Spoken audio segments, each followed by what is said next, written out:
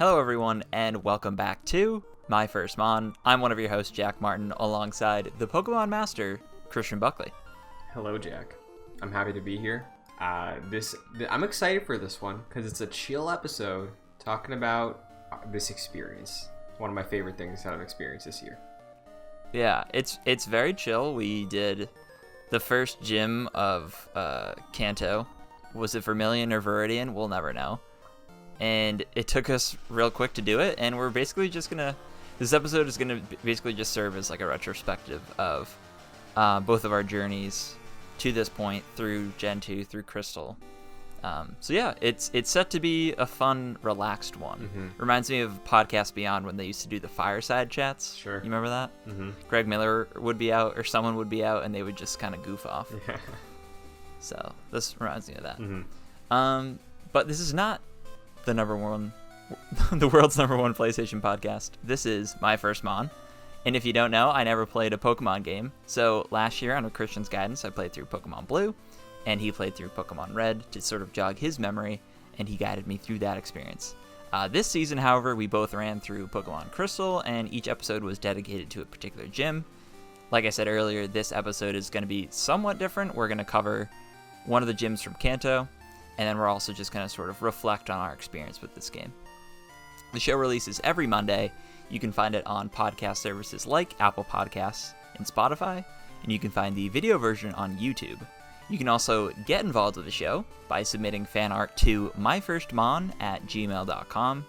You can rate and review the show on Apple Podcasts. Leaving a 5-star rating and review helps us out a ton. And you can also head over to JoyClicks on YouTube. Getting very close to that 2,000 sub mark. I think, Christian, we're around the 1.89 mark last I checked. Yes. So we're steadily increasing as we go. So that's nice. While you're over there on YouTube, you can give us advice or corrections in the YouTube comments, and we can feature you in our Trainer Tips segment that Christian will get to momentarily. But finally, you can support us over on patreon.com/joyclicks. The $1 level will get you early access to episodes, so on Saturdays you'll get the episodes instead of Mondays. The $2 level, you will be able to name my Pokemon in my party. And at the $5 level, you can get producer credit, just like our producer, Chris Sakis. Chris, thank you very much. Now, Christian, before we even get into the Trainer Tips segment, a little spin right now. Okay. Should we, since we're at the beginning of the show, should we tell the faithful audience what our plans are for the future of this here program? Sure. I'm glad you brought that up. I was going to say we should do it early as well. But yeah, why don't we just do it now? Because we put it out there last week during the episode. We said, hey, community, JoyClicks trainers, what do you want to see us do? The options are run through Kanto again for the second time within 2 seasons, or sort of wrap up this season of the show, to do what we have to do, and then get into Pokemon Emerald. And the overwhelming majority of the comments were basically saying, hey, if you guys are ready, just do Emerald. So as of right now, the plan is to wrap up My First Mon Crystal version with this here episode today, get it all out there, figure out what we have to do, what we have to leave dead and buried in the Johto region, take a couple weeks off, figure everything out logistically for the new season, get new assets, get new art for stuff like that, figure out the release schedule, recording times, but we will absolutely be continuing My First Mon with a 3rd season of us playing through Pokemon Emerald. Yeah, we have no set date as to when it will continue, but you can imagine the format will be probably similar, if not exactly the same as what we've been doing the past 2 seasons. We might do like a few shakeups here and there. We'll discuss it, and if you have any suggestions as well, you can leave those for what we did. For this season, we added the gameplay to some of the gyms and some of the encounters I ran into. So if you like that, let us know if you like that. If you didn't, or if there's anything you would like us to change about the format of the show, please go ahead, leave it in the comments. But you can also expect this show to continue, I would say, definitely before the end of the year. Yes. We're planning on it before then. Hopefully within a month or so. Yeah. Tops, I would say. But you'll definitely see the show very soon. So keep an eye out on podcast services and, of course, on YouTube and our Twitter at JoyClicks. Mm-hmm. So yeah. I'll add this as well. I was also thinking of making like a Google Doc to put maybe in the link of this episode on YouTube just for feedback of like, hey, any specific comments, any specific things as far as the patrons and Patreon are concerned, any modifications to tiers, things like that, things you'd like to see added or see more from us, more to have added to the show, just for a more direct route to feedback, have it all organized. So there is most likely a link to a Google Doc in the description of this YouTube video, and for listeners, you can get that on youtube.com/joyclicks or at joyclicks on Twitter. I'll probably pin it on the Twitter account. So perfect. Yeah, that would be great. I think we definitely took like some of all your advice from the first season, and the jump from season 1 to 2 was quite mighty. Yeah. So you won't have to wait that long for Gen 3, which is nice. And then we'll also like incorporate your feedback into the formatting of the show. Mm-hmm. And we're both really excited for it. I've heard a lot of people express their love for Emerald specifically. Mm-hmm.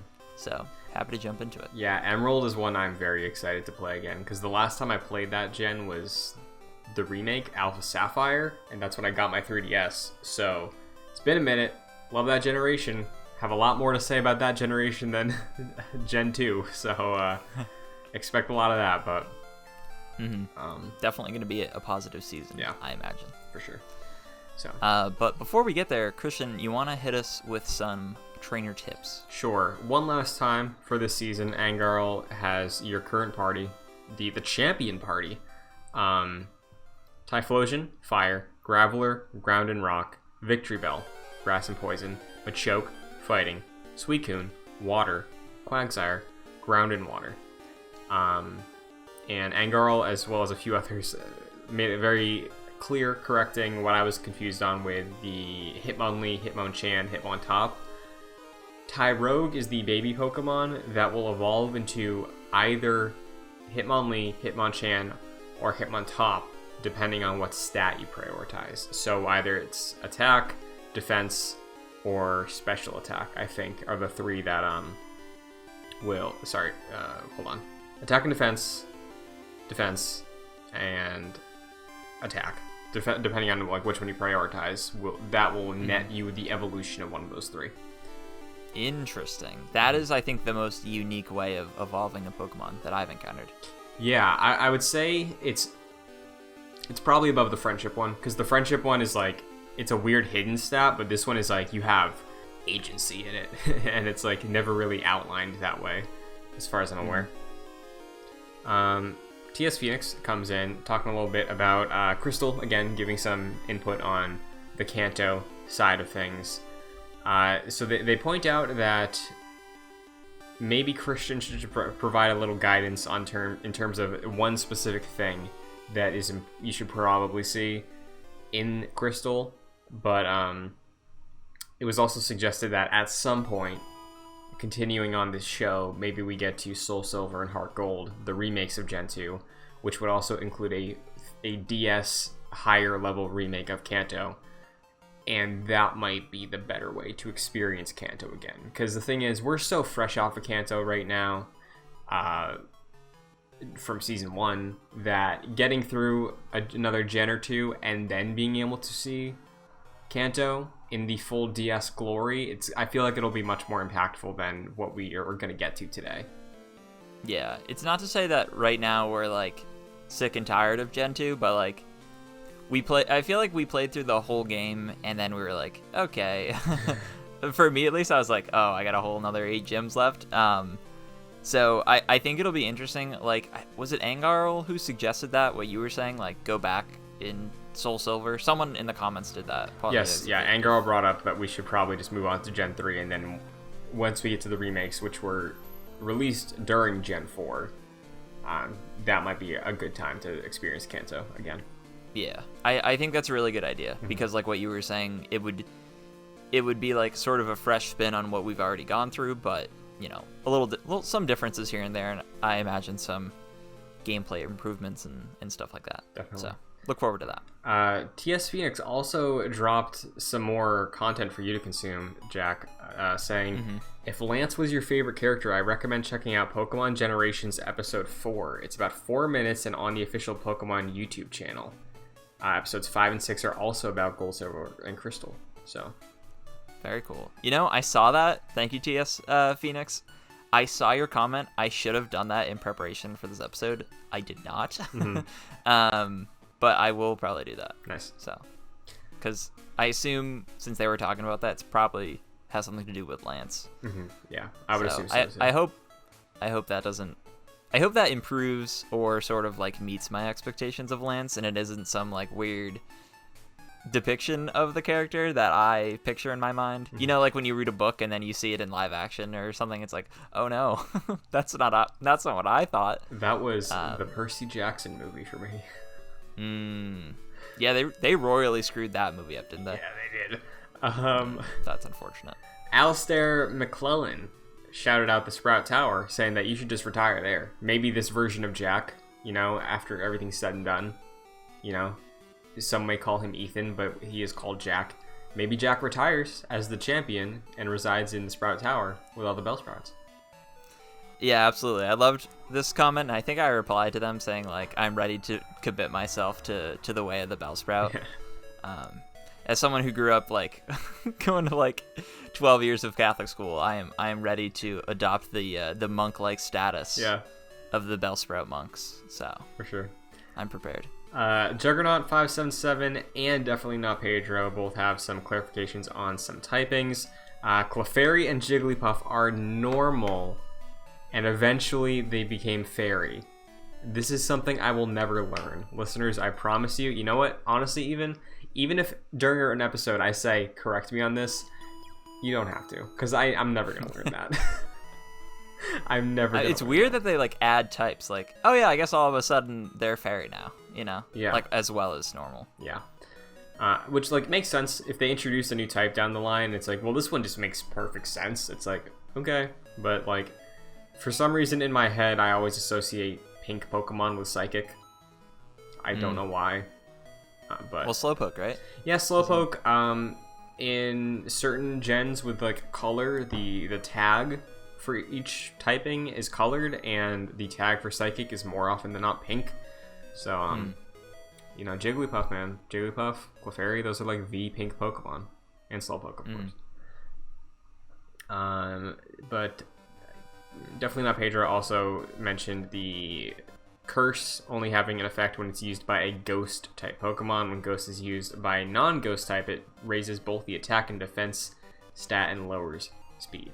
So, there is a strategy again. There's a benefit to using curse, but it is very much specific to a certain build. Yeah, that seems like it might be more useful in, like, trainer versus trainer battles, like real people fighting with Pokemon. So far I've always been like, gee, thanks. So yeah. And to wrap things up, we have 2 comments specifically about the Game Boy hardware. Considering you're on an emulator, it might be a little tricky to transfer your saves, according to Angarl, and more specifically your Pokemon, even more specifically your Shiny Victory Bell, because the way Shinies are handled may not transfer to the code of the Game Boy Advance games like Emerald. So there's a chance, even if we did this, your Victory Bell would no longer be shiny. That's sad. Yeah.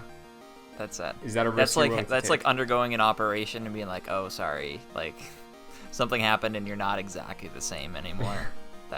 It's like that. Yeah. So I don't know if that's... You don't have to have something set in stone yet, but that's something to keep in mind between Season 2 and Season 3.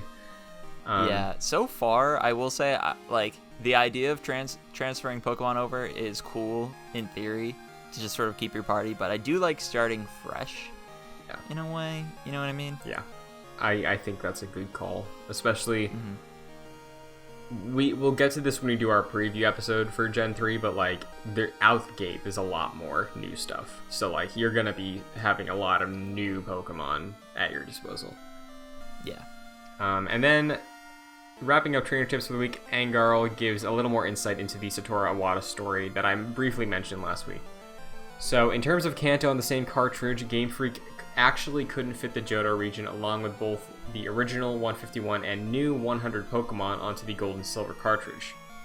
This led them to try and figure out a way to fit all of the game on an old 8-bit Game Boy cartridge. Then the then president of Nintendo, Satoru Iwata, RIP, invented a new compression format to help that not only allowed them to fit the new game on the cartridge, but there was enough room left over so they could even fit Kanto on the cartridge. The new compression format was what led to such a giant surge in portable technology, not just for Game Boy and Game Boy Advance, but also industry-wide, eventually affecting companies like Nokia, allowing them to fit multiple software in the memory chips, giving us text messages and games on phones. So in the long run, Gold and Silver are the reason we now have things like tablets and smartphones. Wow. I didn't know that stuff. That's wild.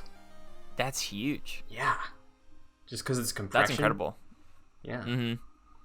Yeah, the geniuses over at Game Freak and Nintendo, of course. Yeah. With Iwata. So that's wild. Yeah. Great comment. So, if anything, that you now have a piece of history under your belt with this. Yeah. Exactly. So, but yeah, lots of other insight too. Lots of great, interesting corrections on moves and all that sort of thing. So, thank you as always to the regulars. We always see you in the comments and appreciate everything. So, yeah, definitely. So, Christian. Yes. Let's do somewhat of an abridged recap of the last gameplay that we had. Sure. Because it wasn't all too exciting. I'll hit you with the party real quick. We got a level 44 Typhlosion, a level 36 Graveler, a level 39 Quagsire, a level 39 Victory Bell, a level 31 Muscle, and a level 43 Suicune. Eventually, I take, let's say, Quagsire out for Bellsprout when I go to the gym. Mm-hmm. So that's where that is. Quick. This is my old Bellsprout, so I have who has cut and some okay. HMs, yeah, because I need cut at some point.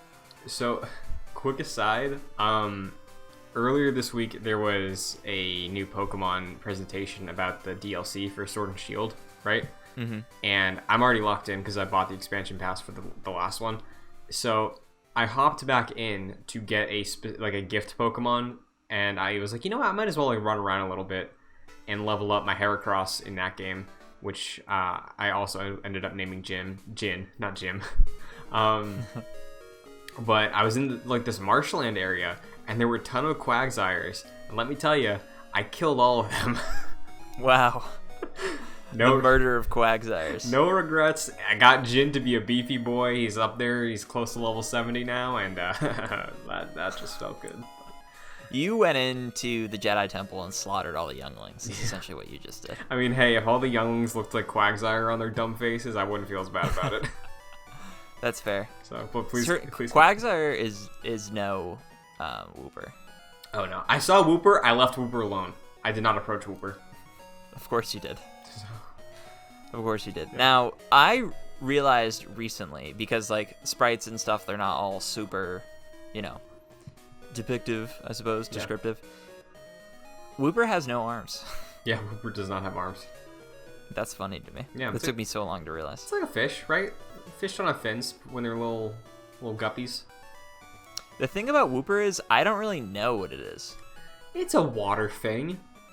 Yeah, it is definitely a water thing. Yeah. But I wouldn't call Wooper a fish. Well, it's like a frog, kind of. Don't you dare say that. You know me. You know my thing against frogs. I kicked Dora out of my Animal Crossing village as soon as I realized she was a frog in disguise. I'm looking up his Quagsire frog. You think Quagsire's a frog? I mean, what else is it? I don't know. It's slimy. Trainers out there, if you have any information saying that Wooper or Quagsire is a frog, don't leave it in the comments. That will ruin everything That would ruin everything for me. Okay. Oh, this makes sense. Okay, so according to a Tumblr, it's a giant salamander. I'm fine with that. Yeah. Can apply to the hellbender of the eastern United States. Quagsire is clearly based on the mutually closely related Chinese and Japanese species. Hellbender. Yeah. Hellbender. That's a thing. Apparently, hellbender salamander. Yep, that's a thing. That's really cool. So That's really cool. there you go. It's not a frog. You can breathe a sigh of relief. Good. Now, thanks for checking that. Now, basically what we do here in this playthrough is take the SS Aqua, I think it's called, from Olivine City to Vermilion City, and I did write down Vermilion City. Nice. So that's what it is. Nothing particularly interesting on the SS. Did you encounter anything super interesting? Because I didn't think anything was. It's kind of like how the SSN was. Like, there's a couple people you can talk to and fight, but like that's really it. Yeah. Basically, just a bridge to get you to Kanto. Mm-hmm. And we do, and immediately I just do the gym. I went around a little bit. I saw Snorlax up in the right. Mm-hmm. So probably gotta find something. Yeah, you remember what you used? Snorlax up. Pokeflute. Yeah. Which was from Lavender Town, or yes, Lavender Town. Okay. At the top of the tower, I believe. Mr. Fuji had it. Yes, I was thinking either Lavender Town or the big city, Cerulean Silphco? City. Well, the building was Silphco, and it was in the middle city, the one that's in like. Oh, Saffron. Yeah, is that what you're talking about? No, I was thinking. You know how like the part in Gen 1 where you go to Lavender Town, but you can also go left and up. And there's the big mart with like the multi-level floors. Oh, Celadon. Yeah, okay. Celadon, yeah. So that's what I was thinking. But I think, yeah, you're right. I think it was in Lavender Town. Mm-hmm. But yeah, so Lieutenant Surge is back here. Mm-hmm. And we were discussing Lieutenant Surge earlier this season, talking about some of the similarities between him and Price, who was the ice Pokemon leader. Right. Wow. And yeah. I just realized Price is the ice gym leader. Come on. Come on, Game Freak. Come on. Pokemon and their goddamn puns and rhymes and shit. Fine. That's all well and good. I guess this game is made for kids, isn't it? Yeah. Here we are, as 23-year-olds playing it. Yeah. Regardless. Lieutenant Surge is, in fact, still in his war garb, considering this is in color, and I saw him, like, pull out to battle, and he was wearing, like, these green, like, was it olive drabs? Is what they're called, I also played Metal Gear Solid 5. Yes, that is a... Yeah, he was wearing those, so I was like, oh, well, he's still wearing his uniform. Mm-hmm. He's like Drake or Josh's grandfather in that one episode. Sure. That's what he's like. Yeah. War's over, man. War's interesting, over. though. Remember this puzzle, Gen 1, was a pain in the ass? Yeah, totally unlocked. Yeah. I think the dude in the front was like, hey, you're in luck. Like, this whole puzzle thing with all the trash cans. Yeah, that's not a thing anymore. You can just kind of go and do it. Sounds like very cool. generous. Very generous. So he has a few people in his party. Mm-hmm. Pokemon, I should say. He pulls out a Raichu first. Who, and the first of my party is Graveler. Okay. Because I have the ground advantage over Electric. Smart. Is that correct? I think right? so. It's Ground or Rock is one of them. Yeah. So Raichu's using Quick Attack. I use Dig. Uses Quick Attack again. I use Magnitude, and that's done. So 2 hits, no issue. Then it pulls out Magneton, and I face some issue here, not because it's particularly challenging, just because it keeps using Double Team to like sort of beef up its evasion. Yeah. So I just miss all the time. I'm like using Dig a couple times, and I'm missing. Using Magneton, and I'm missing. And then, yeah, I eventually pull out, like, Victory Bell. I'm like, Victory Bell's not even working. I pull out Quagsire. can't hit anything. But then I finally throw an Earthquake on it, and I get it in one hit because Earthquake, super powerful. Yeah. I saw this as well. Worth shouting out specifically for Earthquake in the future. We talked last week about how Earthquake would hit if a Pokemon is underground. I believe it was definitely not Pedro mentioned that if you use Earthquake on a Pokemon that is in the middle of a dig phase, it will deal double damage. Ooh, interesting. So maybe use that as a strategy in the future. That's good to know. Yeah. It's definitely good to know.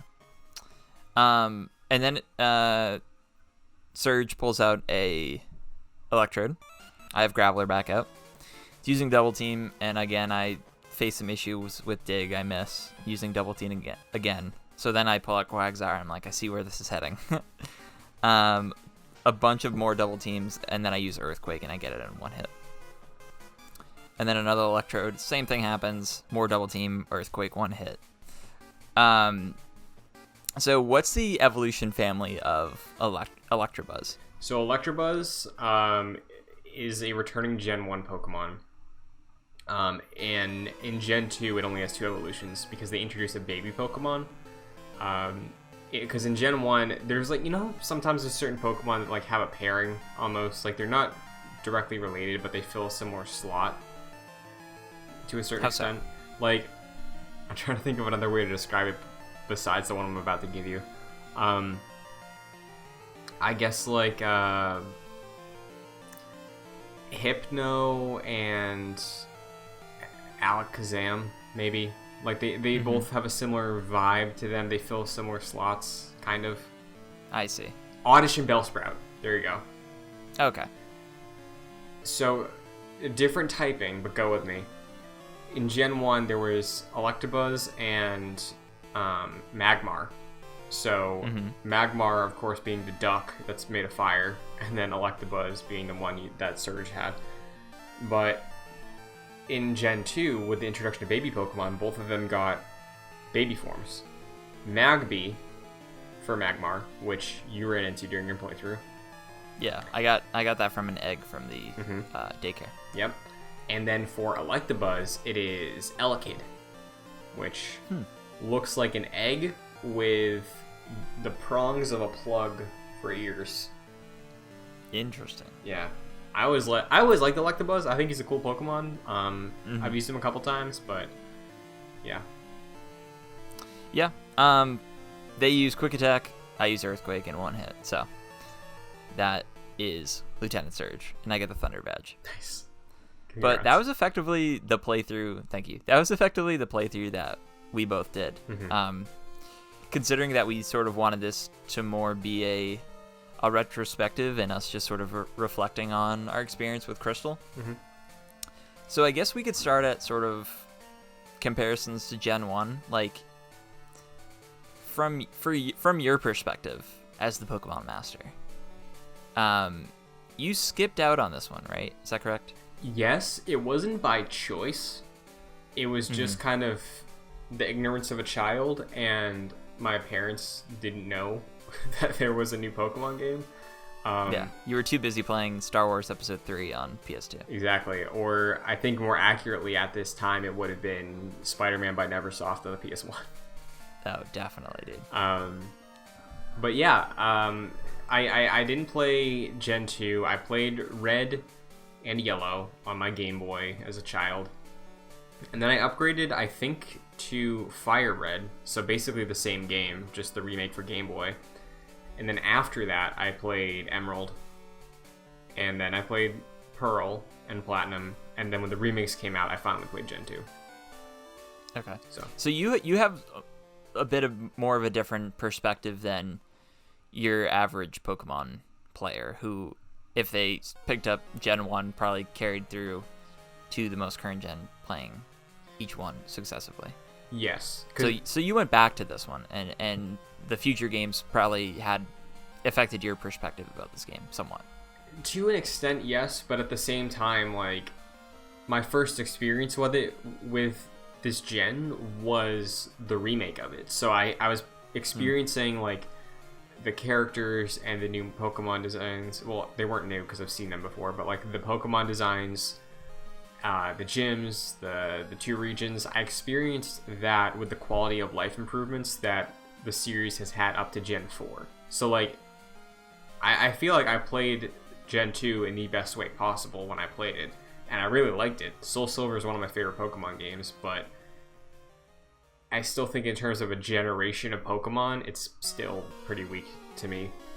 So, yeah. I personally, like, as a newcomer, I liked it, but as I've been saying, like, throughout the show, it felt more of the same from Gen 1, which is fine, and to sort of echo what you've been saying throughout the show as well, like, they didn't really make this as new a game as I think they should have. Like, all of the new additions in terms of Pokemon were sort of sparse until like midway point through the game, and even more so like through the end of the game. And then even when I was running into Kanto, there was even more stuff that I hadn't seen. Mm-hmm. So I wish, like, to a certain extent, it was nice seeing like something that I was familiar with, like all the Pokemon I had known from Gen 1. But I think I also kind of missed out on this being like a super fresh experience that I was sort of expecting for the sequel to Red and Blue.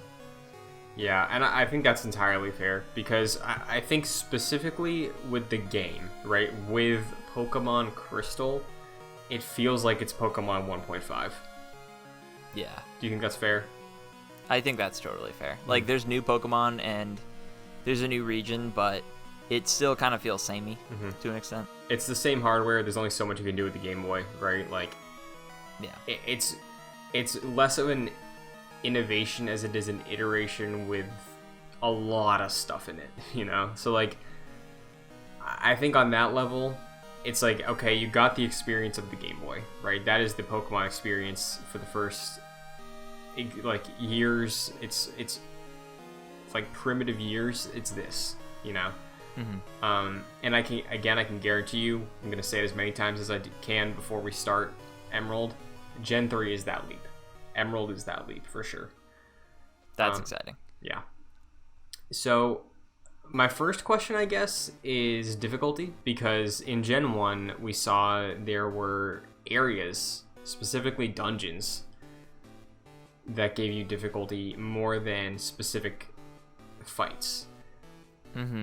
Now, looking back on Season 2, I can't think of a key moment that sticks out to me the way, like, Rock Tunnel did in Gen 1. So do you think that, in terms of difficulty, hardness, frustration levels, do you think Gen 2 is different than Gen 1 in that way? Do you think it's just an instance of, hey, they just smoothed out some of the kinks? Like, where's your head at there? I think so. Overall, this wasn't as hard for me, but I think overall, like, it's not a less hard game. It's just that I played it differently. Like, I picked up on some of the typing that I learned from Gen 1. I had, like I mentioned, like, earlier on in the show, I had, like, this chart of, like, strengths and weaknesses. So, like, if I ran up to a Pokemon and be like, oh, this is a X-type Pokemon, what's it weak against, I would pull out that type, or if I had it.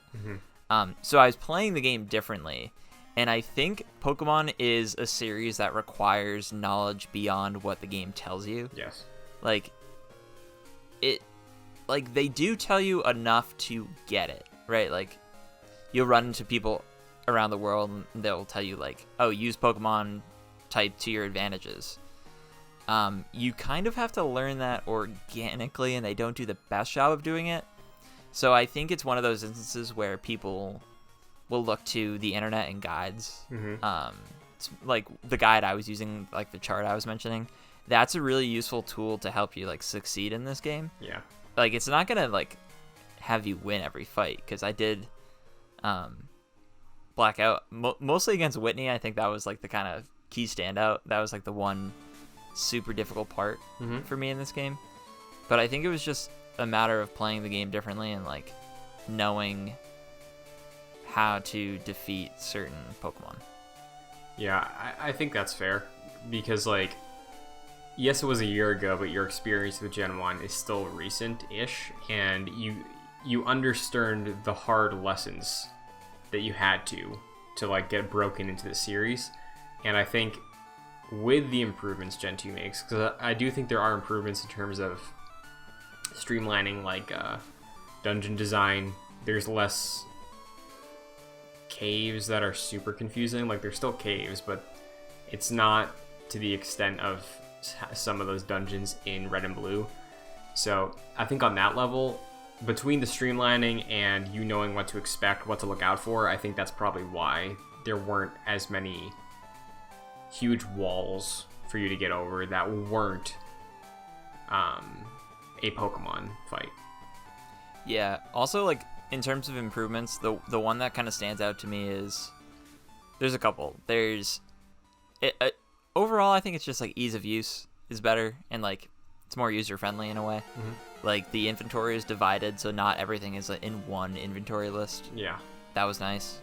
Not hotkeying, but like walking up to something that you need to use an HM with, and you can just click it, and then whichever Pokemon has that HM will just use it instead of going through like all your Pokemon and like throwing out that HM. Like that saves a little bit of time. Yeah. So that's nice. The one sort of like overall improvement that I want with Pokemon games is just to speed up the action that's happening. Yeah. Because I find that it's really slow. Well, I'm sorry, that never happens. We never get that. There's no ×2 button. I mean, on an emulator, there is, but that messes with the footage recording. So yeah, I won't do that. Yeah, but like, hey, honestly, if there were ever areas of frustration that wasn't something you would be recording B-roll for, and you just wanted to be like, okay, I know what's going to happen here, I'm just going through the motions, that's probably an okay time to do it. But like, it's true. That's the benefit of emulation, where, yeah, it's weird because there's a ton, especially recently, there's a ton of other JRPGs I have played that let you fast forward or like auto battle, even within the Nintendo staple. Like Fire Emblem lets you fast forward battle animations.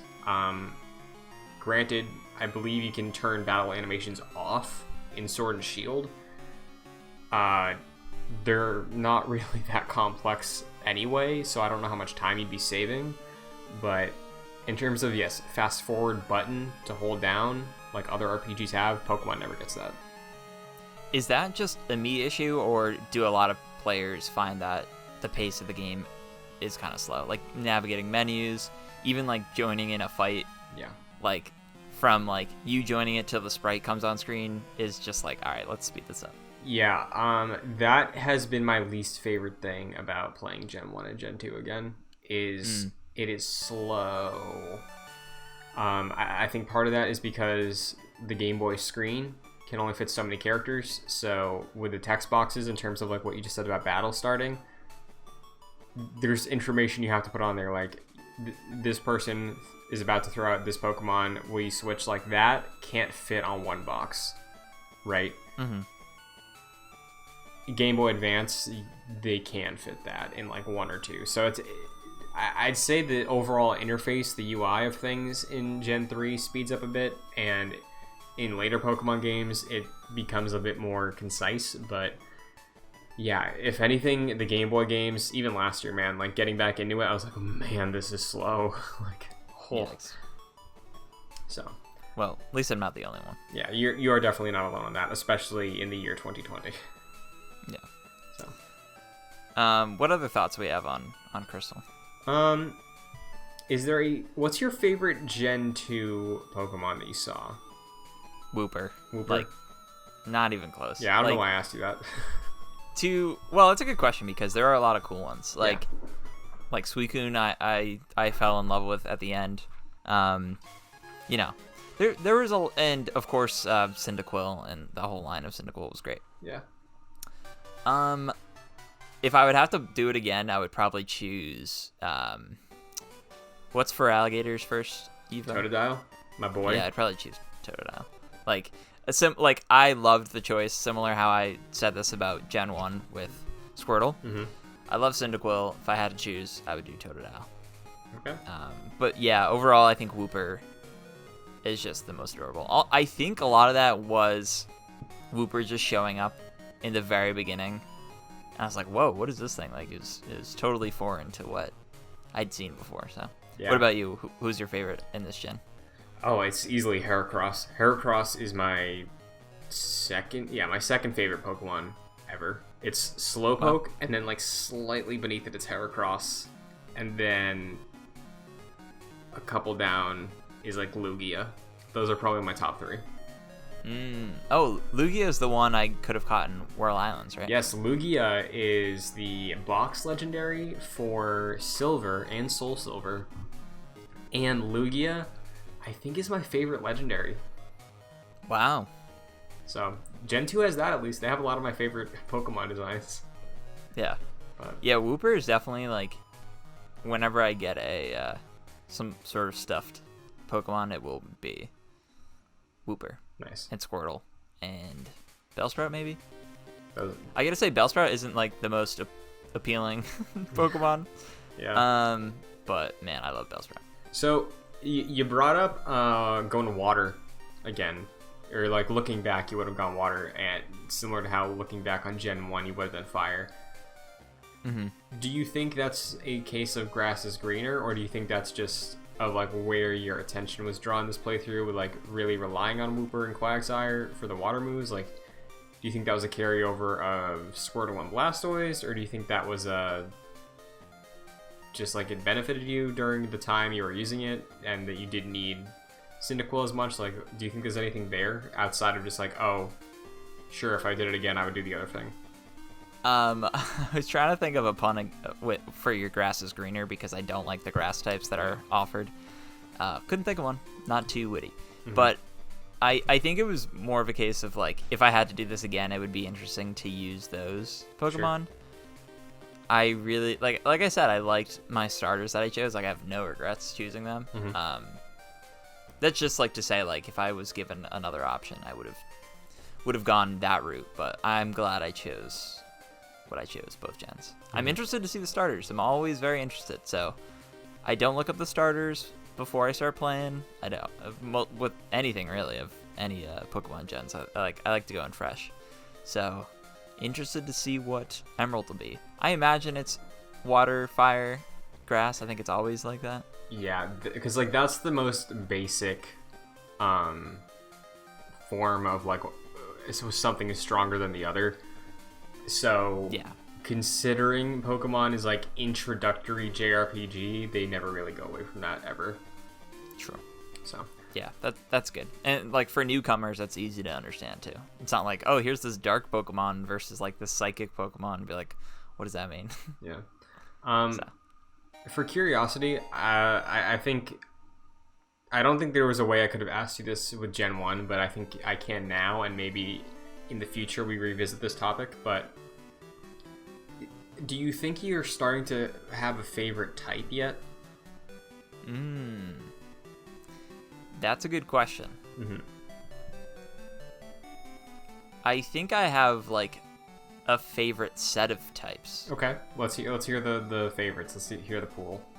So I like the basic starters. Like, I will always have a grass fighter. I'll always have a water Pokemon. I'll always have a fire Pokemon. Okay. Ground and rock has turned out to be very useful. Like, Graveler was super useful in this gen, like Dugtrio was last gen. Mostly because of Dig. Dig comes in pretty hard. Very nice. Yeah, and I think that's like, those are the staples, and then like I'll have some like other types running through as well. That's honestly very interesting to me as someone who again has been playing forever. Like, rock and ground I never really mess with, like, ever, but I love poison Pokemon. Like, I don't think they're that's my favorite, but like, yes, I'll have always a fire and a water because I love that clearly, but poison and like poison, psychic, dark, are like some like the 3 that aren't the main elementals probably will usually be in those categories for me. That's interesting. Yeah. Well, for me, Weeping Bell or Victory Bell fulfills grass and poison. Yeah. Mm-hmm. Oh, I'll say I do like the dual type Pokemon. Like I know they're double as strong, double as weak potentially, but I like having that option. Yeah. Mm-hmm. So I think it's convenient if you can just be aware of that. It's very helpful. But yeah, hearing your fondness for Rock and Ground is super cool because I don't think I've met many people that love having that type on their team, which is pretty cool. You know, this is probably almost certainly unintentional, but I seem to be accounting for the elements in Avatar: The Last Airbender, save for air. What would air? Well, air would be like flying. I guess. There's some cool flying types in Gen 3. Okay, cool. So, I've never really gone with flying all that much. Yeah, you never got big with the birds. Honestly, I feel like if in Gen 1 you found fly, you would have been a flying type guy. Because fly is a pretty strong attack for an HM. Yeah, the funny thing is, birds, my favorite type of animal in real life. Okay. Love birds. They can fly. That's incredible. But yeah, I don't really use them all that much in my Pokemon games. Interesting. Yeah. Yeah, I guess we covered typings, we covered specific Pokemon. Was there a standout gym or a fight? Whitney.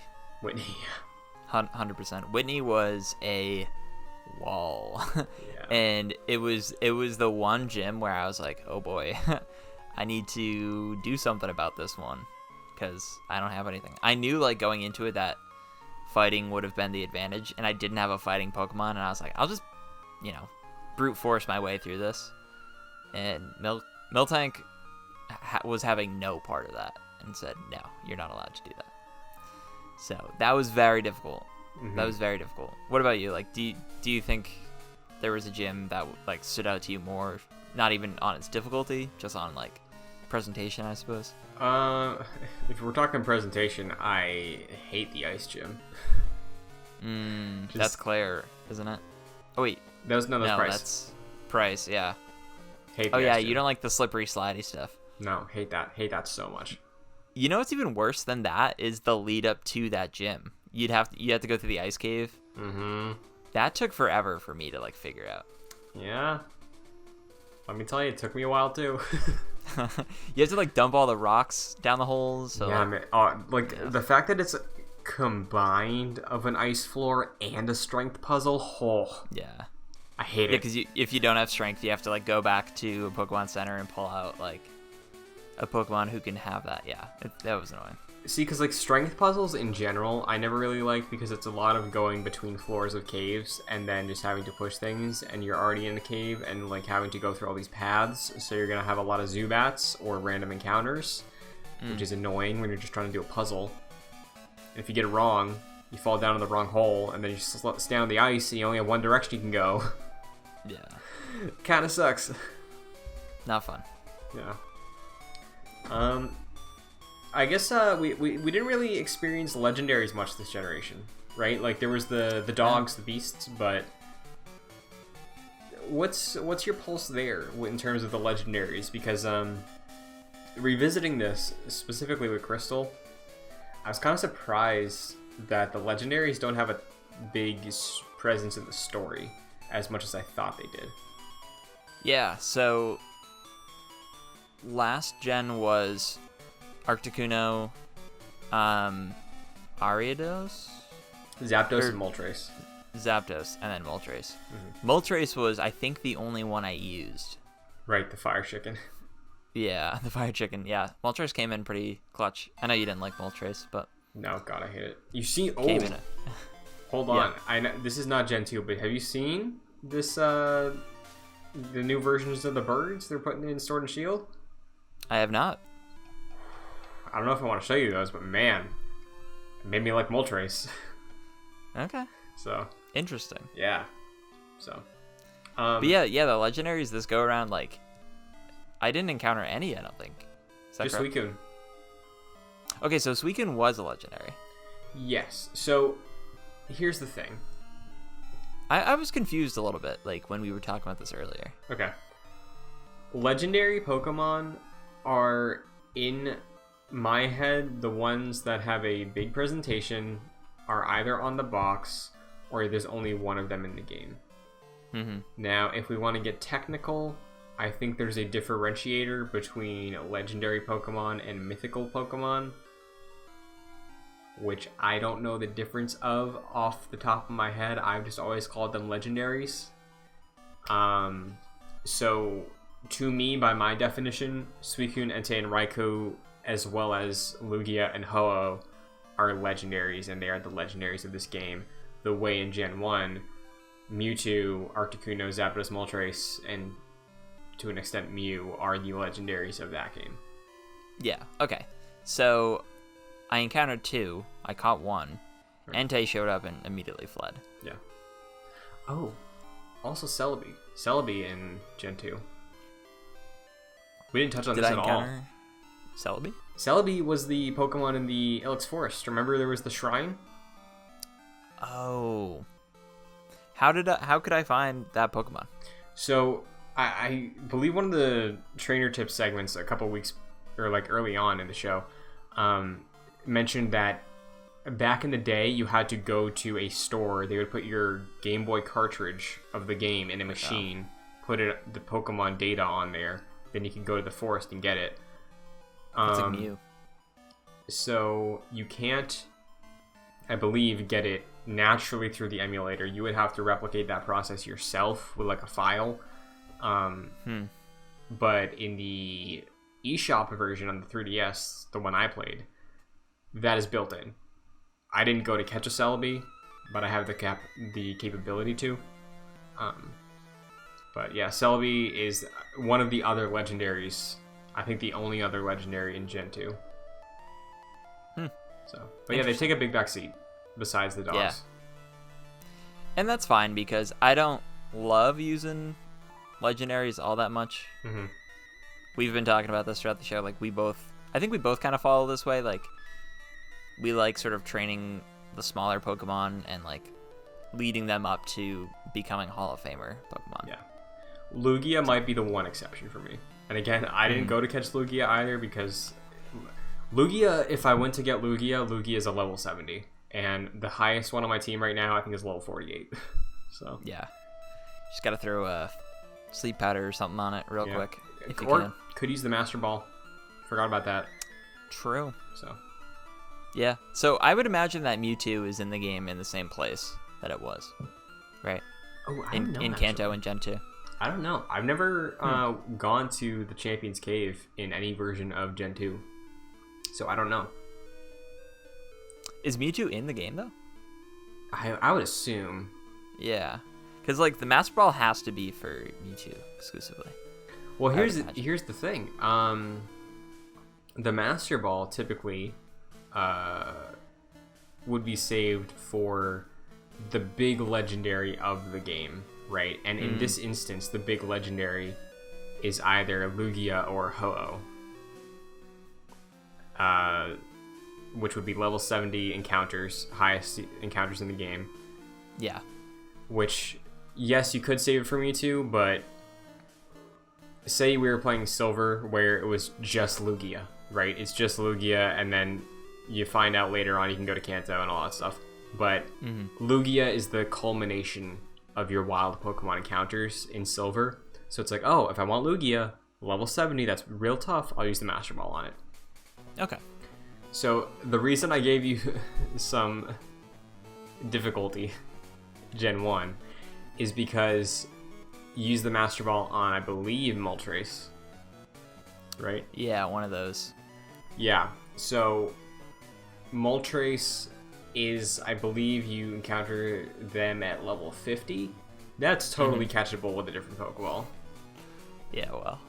So, like, Clearly, like how you caught Suicune, right? Like looking back on it, if you Suicune, Suicune was a little more difficult than the average catch. Right, but like, do you think you would have used a Master Ball in Suicune? Like, you No, probably but now would I have know read that. that, right? Yeah, but I didn't know that Gen 1. Right, no, yeah. I'm just saying, Yeah. like, it's funny in hindsight, but... Yeah, made for good content. Yes.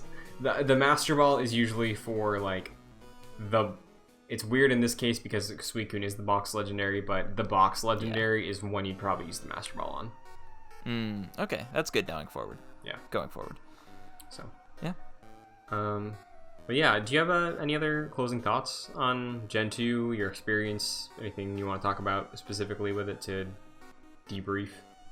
Sure. Yeah. I'll go, and then I want to hear your final thoughts too, considering like this is your first time like going back. Sure. So I really enjoyed Gen 2. Compared to Gen 1, I think I prefer Blue over Crystal because those are the versions I played. Just because Blue for me was like an entirely new experience, and there's like a certain level of nostalgia that I can't separate myself from. Just like subjectively, I just can't do that. But I guess even in terms of like an objective opinion, whatever that means, I think it basically could come down to a matter of preference, because they're largely the same game and the same experience, or at least a very similar experience, where Crystal, or I guess Gen 2, has made some incremental improvements over Gen 1, but it's nothing that is so astronomically different that it is like, wow, this is an entirely wholly new experience. Because it's really not. It is largely more of the same. With that being said, though, I did really enjoy this because for me it was an opportunity to play through a new Pokemon game with like a new map and a new party, and to sort of focus more on establishing my party rather than a particular Pokemon or two, because I was more focused on leveling up and evolving Squirtle and a handful of other Pokemon in Gen 1, whereas this one was more like having a balanced team in terms of types and in terms of level. And I think that was what I took away from it, was that this was like somewhat easier of an experience for me because I decided to take that route, and I definitely don't regret doing that. I think that heightened my experience of this. How about you, Christian? After years, you're coming back to this with the other generations of Pokemon influencing maybe your opinion about this. So what do you think about Gen 2? So I think Gen 2 is, like I said earlier, it's about it's not innovation, it's iteration, and Pokemon continues that trend, but I do think when we look at the transition from hardware, that's where the innovation comes in terms of the experience overall, I think. And while I think Gen 2 Crystal is a more convenient experience than Pokemon Red, I think there's something you can't write off about Red being the first one, being as strong as it is for being the first one. Yes, I have nostalgia for it. It's the first Pokemon game I played, one of the first games I ever played. But like, I still think of Red higher than I think of Gold, Silver, or Crystal, I think. And maybe this isn't the fault of Gen 2, but I do think, well, actually, no, I don't think this is the fault of Gen 1, but Gen 1 is overbearing in Gen 2. I thought that going in, I'm thinking that going out. Like, for worse, I think they really rely on Gen 1 in a detrimental way. Like, later generations, yes, there are Gen 1 Pokemon in there. There's Gen 1 fatigue. People are like, oh, enough with the Gen 1 Pokemon already. But the thing is, in the later generations, it's still supported by a lot of the Pokemon from Gen 2, Gen 3, Gen 4,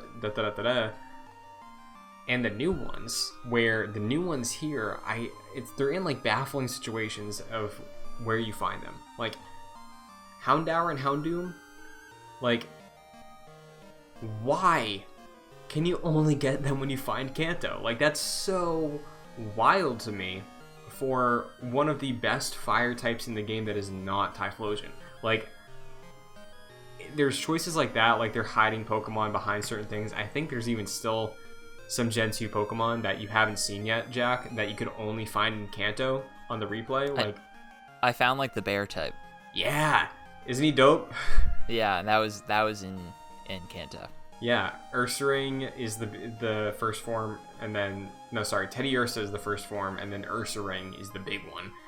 Mm-hmm. love Ursaring, and I completely forgot that I had to get to Kanto to get him on the team. So I was like, oh, I guess I'm not gonna use an Ursaring. Like, some of the best designs, to me at least, they were holding out on them, and I think that hides what makes Gen 2 special, because at its core, you're right, it is a very similar game to Gen 1, and some of the Gen 2 Pokemon, I think all the Gen 2 designs should be counted as iconic and as classic as the original 150, because they're all great, but they just hide them, dude, and like, that's the game's strong point. That's what makes Gen 2 unique, and it's hidden beneath a lot of sameness, I think, which is unfortunate for Gen 2. Yeah, the way I had been describing this earlier on, this series, and now that I have like the whole game to look back on, I think this is like for me in my head, this is a good comparison. Like, going from Arkham Asylum, right, a great establishment of an IP in a video game, to Arkham City, which took that establishment and just heightened it in every aspect possible. That is an example of a great sequel building upon the greatness of the original game. Yes. I think this comes nowhere close to that level of comparison, because largely it is more of the same. And that's fine, because it does what the first generation does great, and it makes some small improvements, but it is largely, it's similar to how Call of Duties operate. I don't want to make any comparisons, like direct comparisons to that, but like, no, I think that's year fair. over year. Yeah, it's like year over year there are small incremental improvements, but nothing that changes the formula dramatically. And I'm not saying that the formula of Pokemon should be changed, because Gen 1 they introduced it, and for me as like someone who never played one and then went back last year, like 20 years after it released, I was like, this still works, and this still, like, the functionality of this is great as like a JRPG. Yeah. So I just don't think Crystal and Gen 2 from Gen 1 was the leap I was hoping for. Mm-hmm. And that's sort of where I fall on it, where like I really enjoyed the experience, but like I was hoping for a little bit more. Yeah, I'll add this one last thing to the sentiment you just had. Like, with the hindsight of the whole series, the formula rarely deviates in extreme ways, like, ever. The formula is still very much gyms, there's a story, Elite Four, that, like, at its bare bones structure. But the thing is, future generations always bring in some really solid new Pokemon designs, really interesting new world and map designs for at least Gen 3, 4, can't speak to 5. But yeah, at its core, that adventure is still that adventure, but the things that the new generations add and improve upon, I think, make it feel like a new enough experience where what we're saying right now, 2 didn't do that. So yeah, I'm saying don't get your hopes up that like things are gonna go wild off the chain. It's still a Pokemon game, but like, yeah, I think that's a fair criticism. Yeah, I mean, like I said, like, I love the formula. I think that's nearly perfect, right? It's just, I think it's the world around it that for Crystal was like a little samey for me. But yeah, I'm excited, and I guess like closing out the show, and I guess this season, do you want to talk briefly on sort of expectations for Gen 3 for Emerald, like what to expect, what you particularly, Christian, are like looking forward to revisiting? Maybe questions you have for me about expectations, or what I think is going to be any different. Yeah, we don't have to go too deep on it, just to like, for the sake of you not being super excited and then having to wait a month maybe. Yeah. But I think in relation to the Gen 2 experience, what I'm looking forward to most is the story, because I remember Gen 3 having a really interesting premise in terms of the rivals and the legendary involvement, the world you're exploring, the Hoenn region. Looking forward to revisiting that. It has some great designs, but for you, I guess, what do you think is the biggest leap forward, right? Because we saw 2 Pokemon games on the same hardware. Going forward a new generation to the equivalent of a Crystal for the Gen 3, right? Because Emerald is the GOATY version of Ruby and Sapphire. Yeah, and real quick, do you think we'll just continue that trend of just hitting the GOATY version essentially? Because, like, are there any standout, like, oh, you have to play this version compared to, like, the GOATY? I mean, I think to me, like, I played Emerald first. Mm-hmm. I think that more often than not, you're fine getting by on the Ultimate version. Like, Gen 4 Platinum, I don't know why you would play Diamond or Pearl over Platinum. Like, yeah. I don't know. Because they add content. There's new stuff. There's a fuller experience. So, unless people in the comments think I'm wrong, which I don't think they would, I don't know why, given the option, you wouldn't go for the one that's the more definitive experience. Okay. But, in terms of Emerald, you mentioned, like, the different world. Mm-hmm. Or the different area that you explore. And I think that is going to be pretty big for me, like, considering that Johto was connected to Kanto. The region itself, like, aesthetically was similar and, like, pretty much the same. Mm-hmm. So I think that added to the aspect of it feeling samey. Mm-hmm. But if this is a whole new region that is, like, pretty much divorced from those 2 previous regions, I'm looking forward to that, because to me that means it will change the characters that you interact with. It'll change what the environment looks like, the Pokemon, of course, and just how the world reacts to you. Because I think, of course, when you go to a new region, like, you can sort of expect that. So I think that itself will bring new changes. Yeah, I think that's a fair expectation. In terms of the hardware jump, though, like, do you think what's going to be the biggest thing? Just visuals? Like, what are you expecting?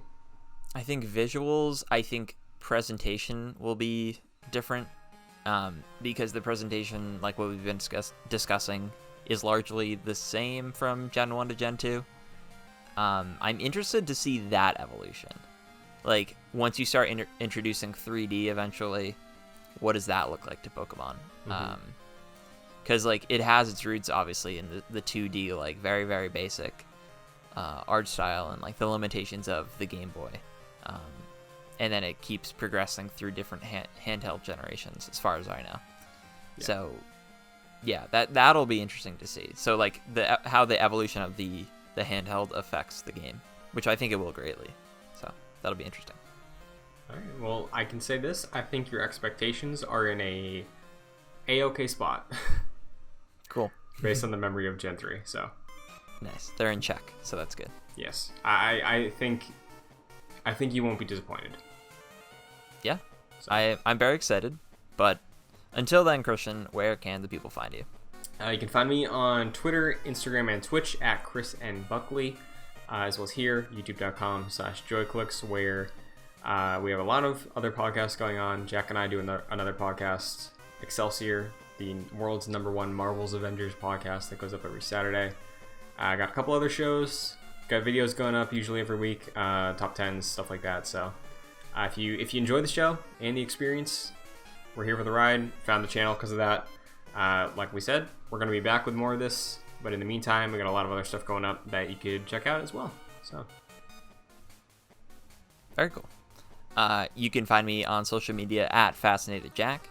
I was just thinking about pimping my, like, PlayStation and Xbox usernames, but Xbox doesn't let you have the amount of characters I need.